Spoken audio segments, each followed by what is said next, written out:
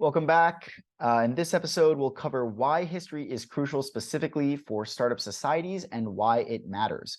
We'll talk about why the president of a startup society needs history while traditional founders can scrape by without it, because a new society involves moral, social, and legal innovation relative to the old one, and that requires a knowledge of history. History as written to the ledger, as opposed to history as written by the winners. The emergence of a new Leviathan, the network. What is the idea of the One Commandment, a historically founded socio-political innovation that draws citizens to a startup society, just as a technologically based commercial innovation attracts customers to a startup company?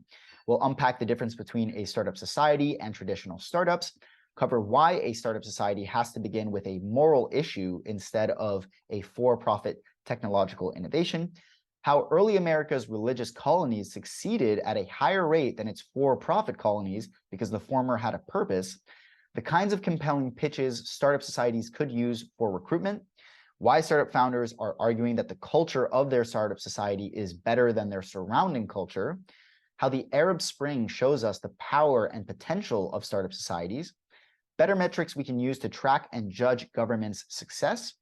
And we're just starting out and could really use your support. So please smash that like button, share this episode, comment, sign up for our newsletter. I promise we'll make it worth it for you.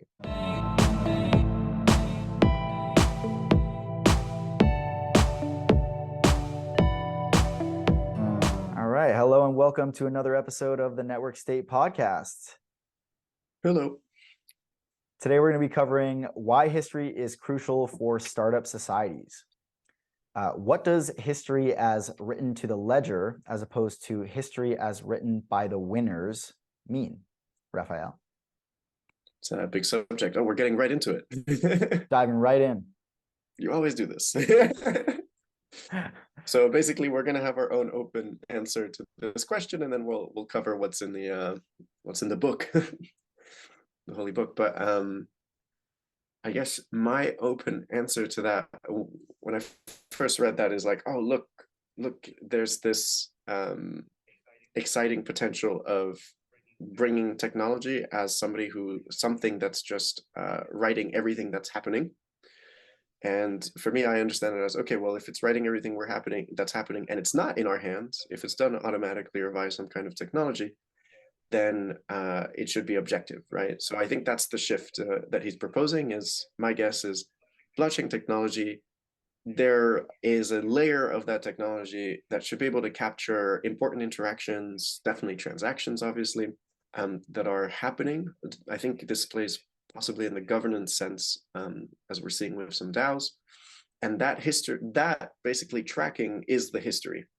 And so I guess the idea is, like, to what extent can we get to that level, and who's working on this technology? I think that's really interesting. I think if you are working on that, if you're listening, we'd love to talk more about that. But that's the part I'm most interested in. I think the part that applies in a bigger picture is, well, we might be getting to a point where there is a technology that can take away the bias. We see that in a lot of, we see blockchain as an arbitrage tool already. And I think that'd be kind of cool. The furthest extent I could see that is everything is written down. There is no, human, foyability, I guess, room for human error. Mm-hmm. And suddenly we live in a system that's probably closer to the Matrix, or like an absolute power that records and reviews everything. And the area of choice is explicit in terms of what we're actually able to do, because we would be able to see the history of everything that's happened before that, and have unanimity about that, right? Have like a consensus around that is the truth. So right, which at scale, basically, which I think some religions wish they could do, basically. Yeah, absolutely. So if you listened into episode 3, where we talked about why history is crucial in general, there's a specific part towards the end of the episode we talked about, how would that even be possible, having history as a written ledger as opposed to it written by the winners. And it could be done through some international organization or some equivalent of biometric wearables that tell us the health of our bodies, but for states. So if your country is being monitored for the amount of carbon emissions that it's putting out, and that's then codified and put onto a ledger, you can tell and everyone can see the data. And it's immutable, so you know that no country can alter that or spin a different story. Or if a certain amount of that country's population is all registered and there's citizenry, and that includes their armies, and one of those people is declared dead, and that then is shown in a war to show the amount of loss, right? That's also another way that can be measured and shown, as opposed to right now, like what we kind of have going on in the Ukraine-Russia war, where it's very ambiguous. We don't know exactly how much loss has been done on both sides, and therefore the accountability is not as strong as it would be if we had that truth. So this is a transition from when we were talking about why history is crucial in general to why history is now crucial for startup societies, starting with the fact that having this unanimity in truth by having history recorded on an immutable ledger, as opposed to it being written by the winners in the past, opens up a whole new world. And we've got an emergence of what's called a new Leviathan, which is basically just a source of power that everybody looks to and respects as the source of truth. And so in this case, we're talking about the network, a contender for the most powerful force in the world, a true peer and complement to both God and the state as a mechanism for social organization. So Raf, tell us a little bit about why this is important. Yeah, I mean, I think it comes out strong, like if you're mentioning both God and the state in one sentence, that I think you're. It was very ambitious sentence, yeah. Exactly. He's taking a stance to say, look, let's not minimize the potential impact on this, but actually let's go big, and then you shoot for the moon, end up with the stars or whatever it is. Mm-hmm.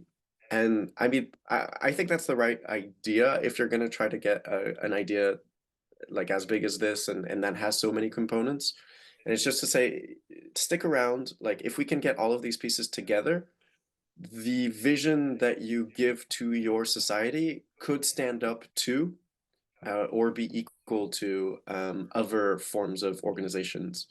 And I guess so the principle of God, or I mean, the thing is, he doesn't really define God, obviously, but and different groups will have different understandings of that. And of course, there's a more contemporary like waves of like, oh, like a mixture of Eastern and Western thinking of having forces that are universal, and to what extent is it powerful and acting within our world. But it's true that sometimes for some people, the government feels like that, or like the concept of the state feels like that, And so you put that next to that, and then we'll say, well, actually, look, we can build something that lives in the ether, essentially, so on the same scale, but this time, instead of being backed by entirely like guns, money, and institutions, or some innate, sense of spirituality or higher striving for essence, and then some like unprovable, analysis of reality. Here's this technology that could, be the foundation for that level of certainty. And I guess that's what he's getting at, which if we can provide that much certainty, then yeah, that should exist in our minds with as much absolutism as the state or God. I guess that's what he's getting at. Yeah, I think ultimately it's kind of like, humans have always looked to a source of higher power or a source of truth, whether that's the government or God or whatever, to organize themselves in these kind of hierarchies, and also to answer the big life questions that were left unanswered. And so to me, he's kind of just proposing this as another way to do that.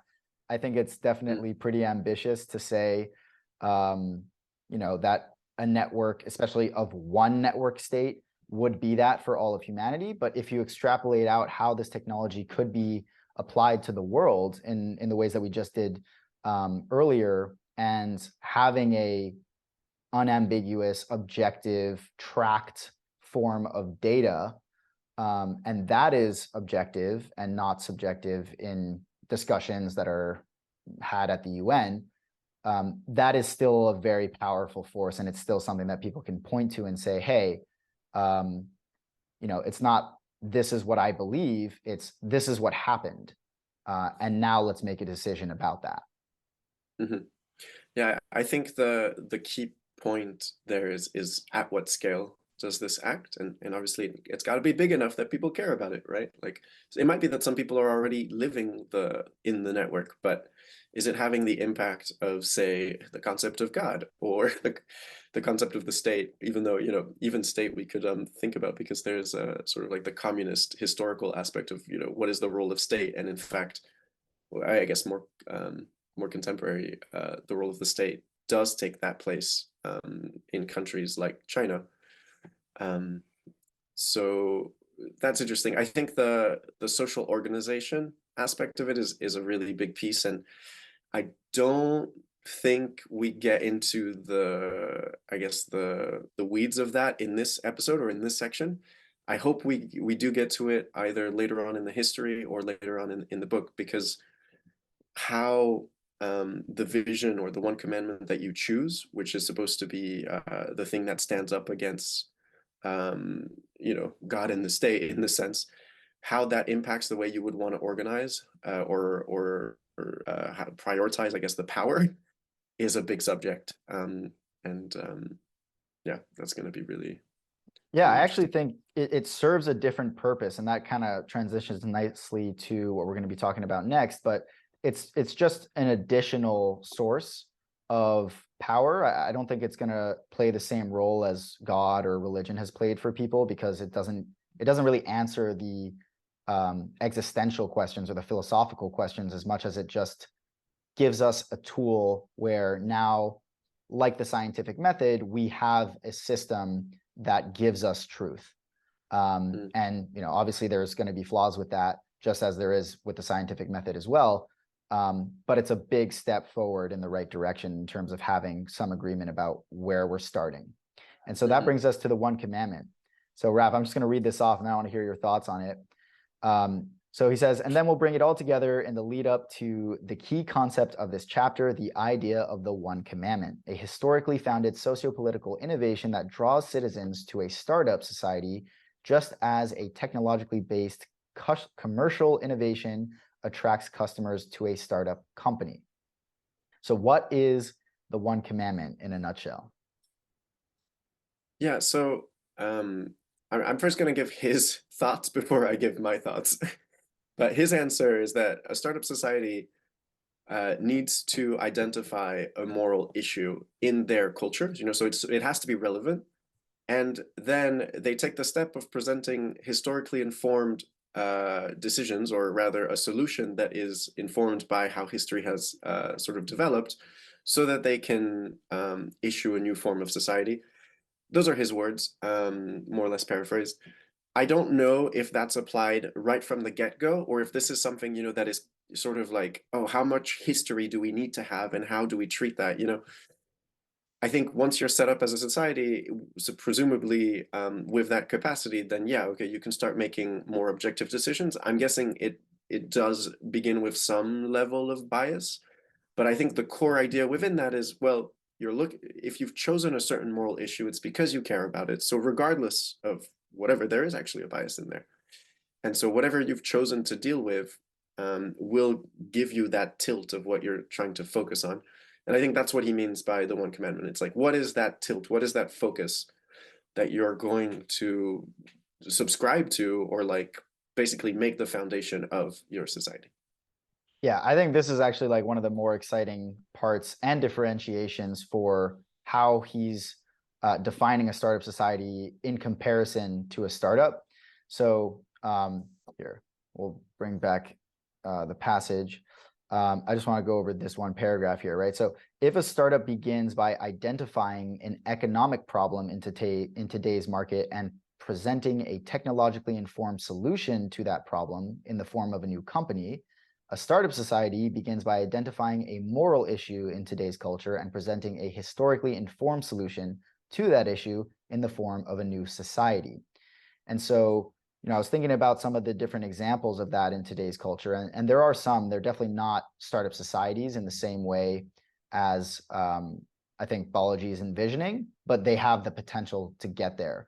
And that's really interesting because for so much of the last 50 plus years, we've accepted, well, when I say we, I'm talking about the US in general and mainly like Western thinking, but capitalism or socialism with some form of profit first thinking, because that's just what gets people motivated or gets people in line.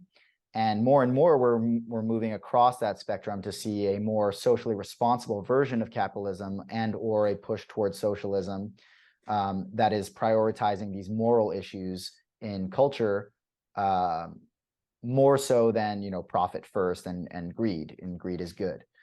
And so these are kind of the kindling that can start that fire, and if they're really organized and performant, could actually potentially even replace this greed is good type capitalism. Yeah, I mean, that's the ideal, right? Like we hope that Yeah. each generation is more progressive, more thoughtful than the previous one. I think it's a hard thing to prove that.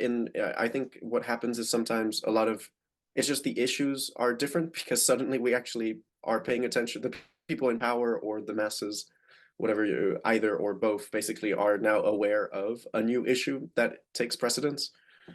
How that comes up is a really interesting subject, probably just in and of itself. But yeah, I think with the network state, the opportunity there is those issues can be global, and they need therefore a global response. And here's a potential global framework basically to deal with those things. So that's really interesting. My only comment on this, as because I think it's basically here he's presenting a methodology basically that we can unpack. And he's like, well, just as, profit-driven organization, as you say, will look at new technology as a way of solution, as a way of solving that a problem in society. Therefore, society can look at issue and think, okay, well, history says that this might be the best way to go, or like at least if we consider history, here's the strides we can actually make. I think that's quite hopeful and optimistic. I will say though that my Totally. experience in startups is that actually I'm not seeing so much technologically informed solutions, but rather like market informed solutions. And that actually the drive is how do you sell whatever it is? Because really the spaces where innovation are happening are very small sometimes. And it's rather, hey, if we can get people to buy into this larger vision or this larger product, then we can convince them to build this, and then we'll build the rest of it later. And what should have been like 100% of the technology is actually being pushed by 100% the market, 10% technology. So I wonder, like, is that intrinsic or just specific to economic, like an economic problem, an economic situation, or is that true of most humans? Wouldn't most humans be motivated by whichever one will get me the biggest network society versus, oh, I'm trying to solve a network society, like I'm trying to solve a society's problem actually? Because then I would say it's not going to be historically informed. It's still going to be sort of like whatever is the masses informed. And I think there we come into the same problems of what democracy is trying to sometimes do when applied more or less honestly. Yeah, so I mean, I think it's important for us to point out this piece right here, right? And that brings us to the next step, which is why startup societies aren't solely about technology. So Balaji saying that, wait, why does a startup society have to begin with a moral issue? And why does the solution to that moral issue need to be historically informed? Can't it just be a tech-focused community where people solve problems with equations? We're interested in Mars and life extension, not dusty stories of defunct cities. And then we've got this answer here. So I actually want to elaborate on the longer answer here, but in short, Says the quick answer comes from Paul Johnson at the 11-minute mark of this talk, where he notes that early America's religious colonies succeeded at a higher rate than its for-profit colonies because the former had a purpose.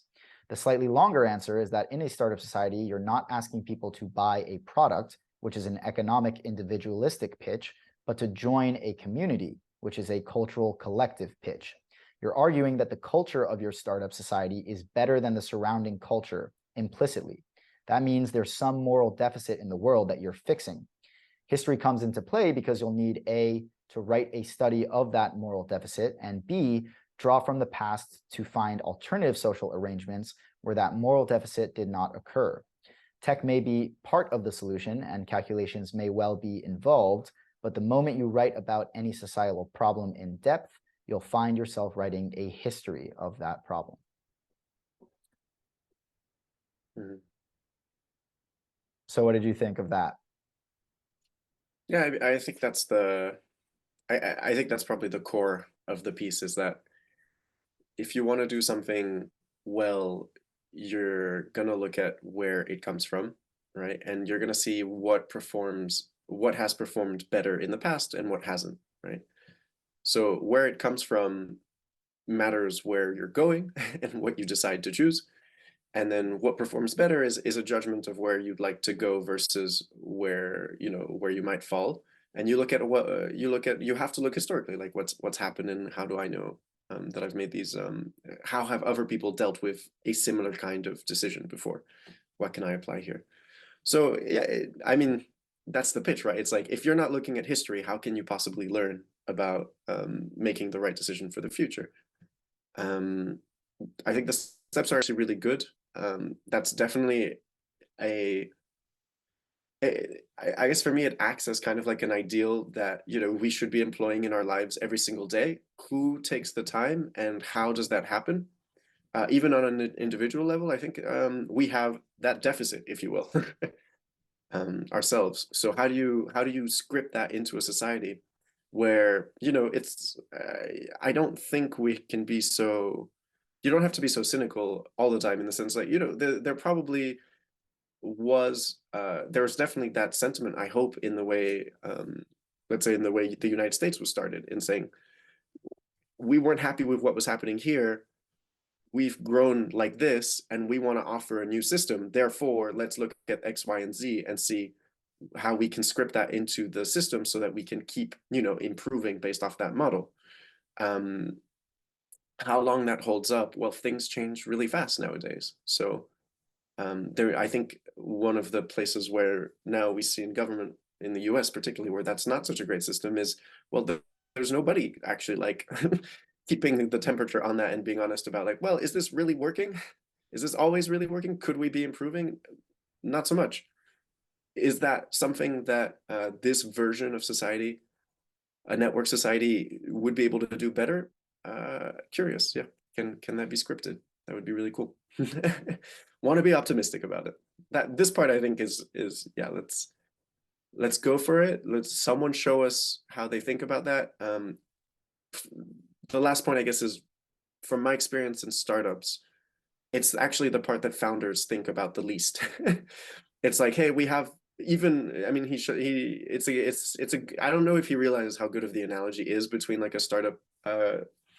I'm sure he has, because that's sort of his experience too. But I find that the best startups are the ones who spend the time to work on their vision, work on their mission statement, figure out their values, what are those principles, and making sure that the motivation of each of the founders are aligned, that they have the words to then communicate that unified, hence the vision and the mission, and they're doing the work like weekly to sort of build that culture in their community. And we don't have that in governments at that scale. It just doesn't come out because there are so many steps, because there need to be so many steps, because there's so many people. And so how does a network state offer a different model to that? Well, I don't know.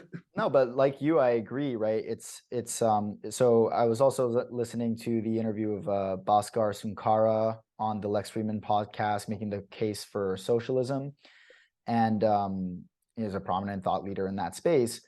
And the thought process there is, we'll take what we can get, right? We know that it's going to be more complicated and it's not as easy as capitalism, but the closer that we get to that ideal, the better, right?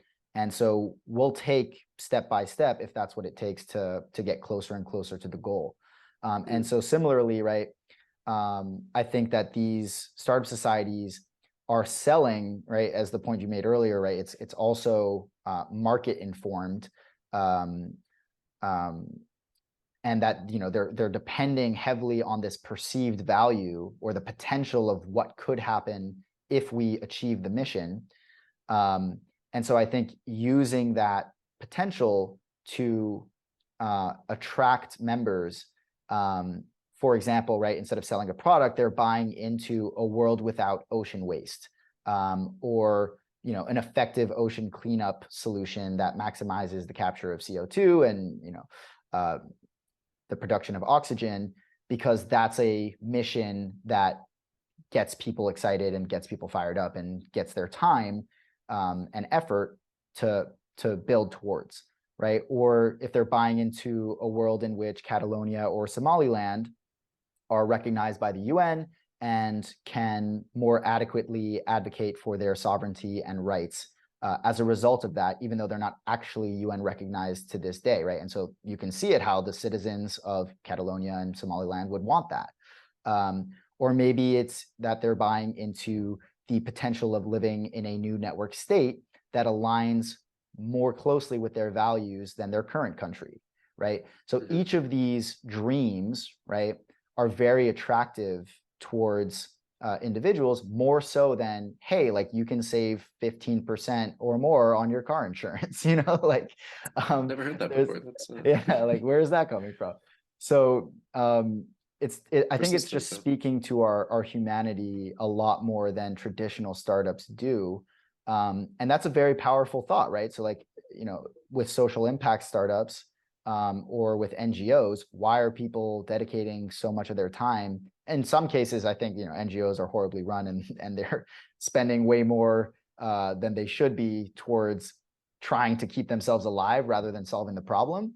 But if there is a more highly aligned community and the funds can be tracked and they can be used, and smart contracts could allow for, you know, certain transactions to go through when certain conditions are met, and that means that the funds are used much more effectively and efficiently than at an NGO that just keeps hiring more people and increasing their salaries. That's significant. And so, yeah, it really just comes down to, what do we place more value on, right, as humans? Is it the profit, or is it the mission of what could happen, what we could accomplish together when we all care about a certain issue and we want to solve it?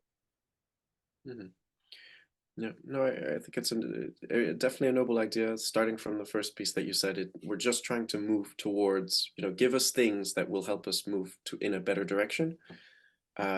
State is so intertwined with power that it's so difficult to accept and change, basically accept and change and accept change. To say that we have progress in that versus science or technology or even markets, because, you know, you react to those. It's easier to react to change in that on some level. But it's really hard to say that yesterday I was paying tax to the UK government, now I need to pay tax to this new kind of government, you know. Very hard shifts to give over, and so understandably much stickier, which I guess was my point as well. But and the second piece, I guess the second theme that I'm picking out of from what you're saying and what's being said is also the idea, the power of wanting to be part of a community, that's something like inbuilt in us. We have to have an identity that we can find in common with others.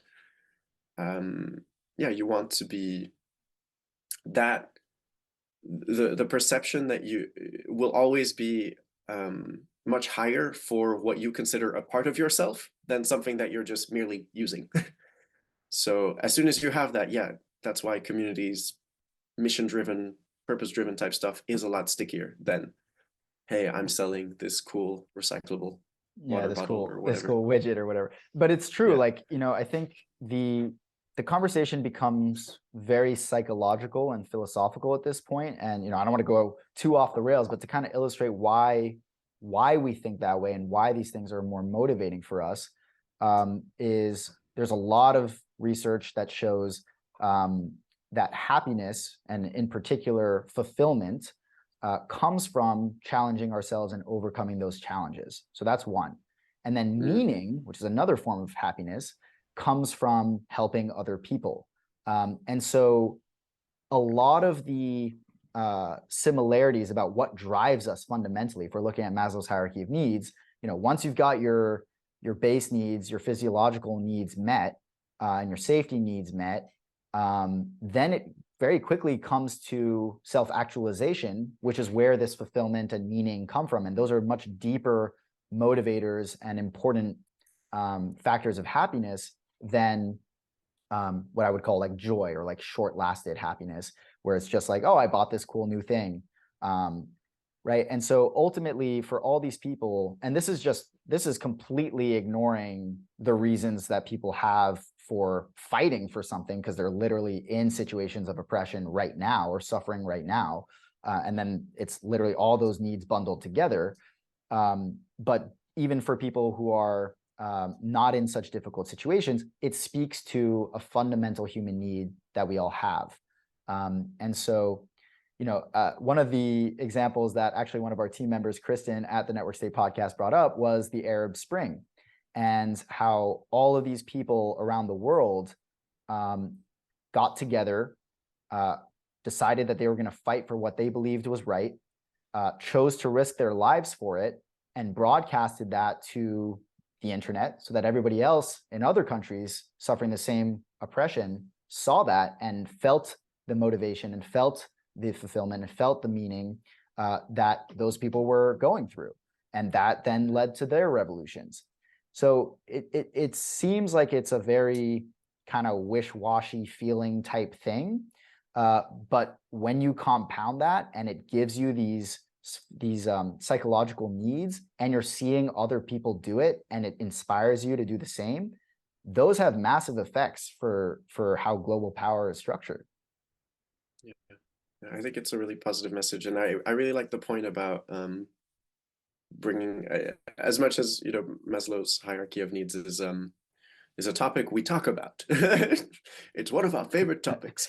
But I like the idea of being able to, like, I think there's a shift in the how do you say, the character of what is an individual within a state that can happen through the network state, or just that should happen regardless, because it's maybe I'm trying to point a finger at what comes to the root of the apathy that we feel in a lot of our respective countries or governments, and however we deal with that. But if we could judge governments the same way that we judge like successful people or success in our lives, which is to say, by those terms, which is, can government should draw meaning from helping others. And in fact, that's often used as like, oh, this is why we want to do, and we want to work for an NGO, or we're happy to work for the government because at least we know we're helping others.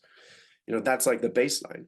But when it's not doing that, that's when problems really arise, and that's when you get it's much easier to be, okay, no, proactively we have to, as citizens, take on that responsibility and say, hey, look, you're doing it wrong.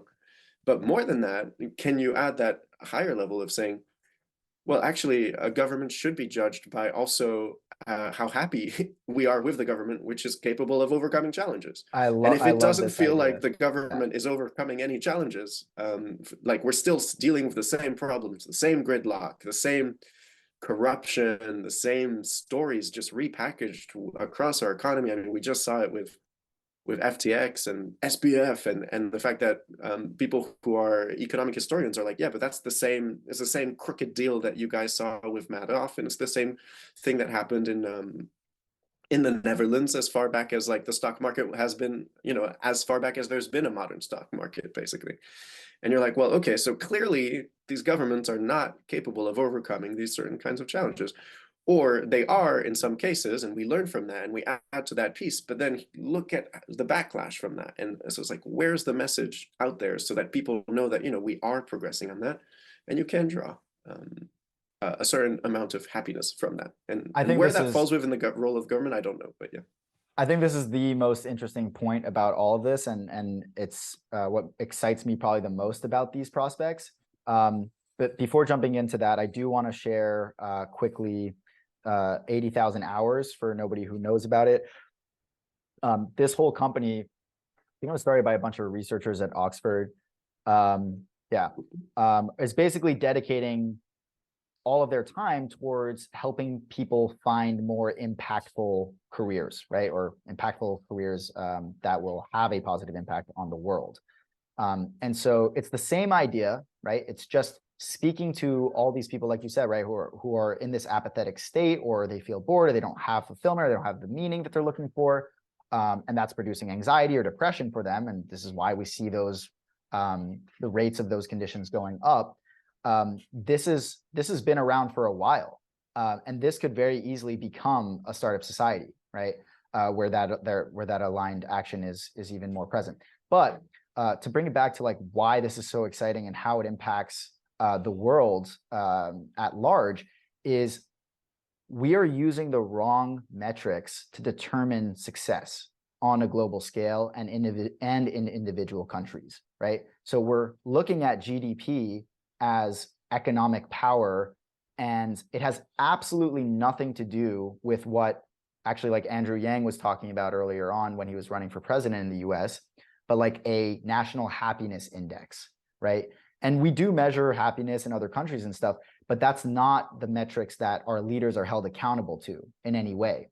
And so it kind of brings us to this catch-22 that we talked about in previous episodes, where we actually know the metrics that we should be paying attention to as countries and what would bring more satisfaction, happiness, fulfillment, meaning, et cetera, all these different forms. I mean, happiness is a very complex topic on its own, but there has been a lot of studies, and overall, that is a step in the right direction.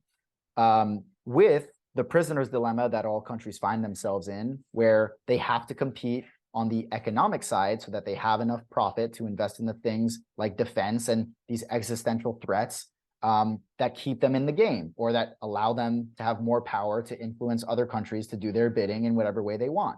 And so ultimately, it's not about whether or not we have the means to measure the right things, because we do have that. It's, do we have the people in power, and by people in power, I mean everywhere in the world, prioritizing those things over the traditional metrics that don't actually help everybody, don't make everybody feel better, but do make them feel better if they have more power and they can influence and do things like that. And so that brings us to the end of that argument, which is, what does human nature prioritize more, right? Is it that you're a narcissist or a sociopath and you're power hungry, and that's the only thing that matters ultimately, and that's what brings you this happiness and fulfillment, and therefore, no matter what, you're going to do that? Or is there a side of us that prioritizes the fulfillment, meaning, well-being, self-actualization, whatever, of ourselves and the people that we care for? And it's such a hard question to, I don't think there is one answer. I think what we're trying to do currently is everybody's exploring all these different solutions, but it's all within the power umbrella of these existential threats. And that kind of gives us this glass ceiling that we can't really break through until we figure that out, right? If we prioritize our national happiness, and for whatever reason, and there are many studies that show that actually being more happy at work leads to more productivity, which would lead to more financial success. But let's say that in a scenario that's not the case, and happiness comes at the expense of economic growth, then we have to accept the choice. If we choose to prioritize our happiness, we are also putting ourselves at an existential risk towards another country taking global power and doing whatever they want. So yeah, that's the conundrum. What do we do about it? I choose to answer that in a different episode. No, That's for such sure. a That big is, question, that but is a, I that will is a say, massive question. I will say, I think one thing we can challenge ourselves to again, to use this word, is um, to take all of that at the individual level and just think about, where are those moments where we ourselves are overcoming challenges? When are we helping people? Because if, yeah, you want the leaders to be held accountable for that, we say that this is the way that the system might change, but I'm a big believer in if you're not even doing it yourself, if you're not taking responsibility for it, then I think it's gonna be difficult. And I'm not, and life is difficult. There's so many things you have to deal with, no matter what level you're at, no matter where you come from. But spending a little bit more time, just as that wherever your mind is at, is really often where your reality at is where you're at. And if you can spend a little bit more time about thinking about those kinds of ideas and reviewing yourself and saying, am I holding myself to that standard? Then there's a chance that, this might be meaningful and move forward. And that whatever it is that we're trying to build, whether it's a network state or just being a better, more meaningful person by helping people and overcoming challenges, hopefully those things will happen. That energy aggregates itself. Yeah, I love the idea of bringing it to the individual level and just letting everybody decide for themselves. Like, Because you're an if individual. yeah, exactly, right? Like, that's ultimately, where the decision is going to be made in my life. So it depends on what do I value more, and should everybody in the world think about how their individual actions have an impact on the rest of the world and global powers, and change the game? Yes, for sure. But ultimately, if what brings you meaning and fulfillment is joining a new startup society that has a mission to do something that you really care about, I say go for it, right? Like, why stop yourself from solving the problems that you care about for the potential threat in the future that some other country comes to power? Maybe the philosophical decision isn't as grand as we make it seem, and it's also potentially putting too much power in the individual's hands, or that isn't actually there. Like, do we even have an influence on that from just the compounding of people choosing to prioritize mission over profit? And maybe, eventually, in another theoretical scenario, if enough people choose to care about certain values and those values happen to be good for other people, that compounding effect just changes how people operate in general, and we don't have as many problems where we have to have these existential threats, right? And now I'm painting a really rosy picture, but it kind of begs the question. Same with these happiness studies. Some of them have found, and this is just relevant for the US, but like around 80K of annual salary, more money doesn't really add much more happiness, right? It becomes this hedonistic treadmill where the same experiences just don't really bring you the same amount of happiness. And so if everybody has that level, and I don't know if that's an actual thing and it exists, but if there were such a thing and people were satisfied and they got to the point where now the thing that brings them meaning is helping other people, and that happened for everybody, how would the world look? What would be different? Would we still fight about borders and wars and natural resources and our economic trade and stuff? Or would we be much more collaborative as a society or a global society? Yeah.